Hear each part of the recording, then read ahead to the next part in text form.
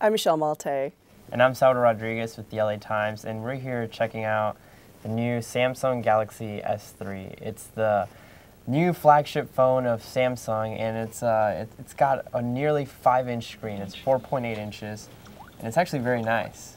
The screen really was the thing that I noticed first. It's 4.8 inches, but even though that's probably, around the biggest phones out there right now, to me it didn't really feel that big because the screen is large, but everything else around it is really nice and small. It's actually thinner than an iPhone, and it's really light. So let's tell you what this thing is packing. It's got a 1.5 gigahertz Snapdragon processor. It's got 2 gigabytes of RAM, and it's available in 16 gigabyte and 32 gigabyte models.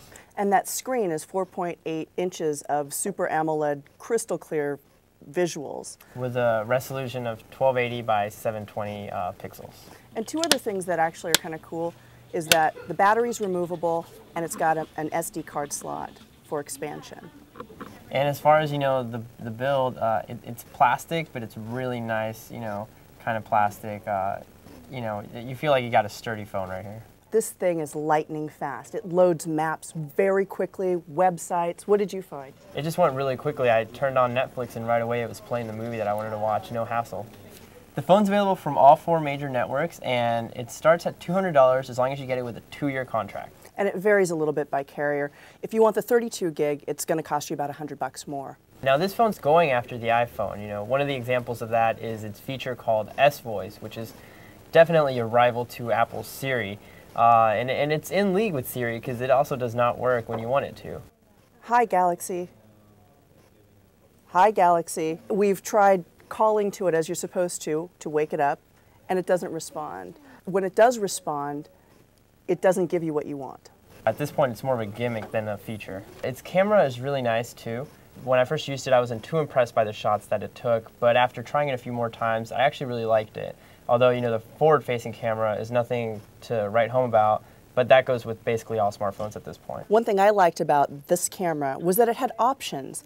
It let you shoot burst photography. It had a smile feature that looks for your friends who are challenged smilers and catches them when they actually do crack one. It's jam-packed with features, but more isn't always better.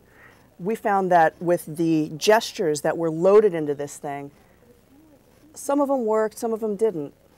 Yeah, I mean, there was a really cool one where if you're texting your friend or anything and you just bring the phone up to your ear, it'll call them automatically, which is, very intuitive. That's kind of the way a phone should be. But others don't always work when you want them, and some of them actually make the process more difficult than it can be. Some of the features that are great in theory that need a little work, Smart Stay. This is supposed to see the whites of your eyes and stay bright and go dim when it's no longer looking at you. What'd you find? I didn't even really notice the feature. At one point, I thought I maybe had made it up in my mind just because I wasn't seeing it in action. One, again, that was really cool in theory that worked intermittently is being able to put your palm over the phone to pause a movie or music.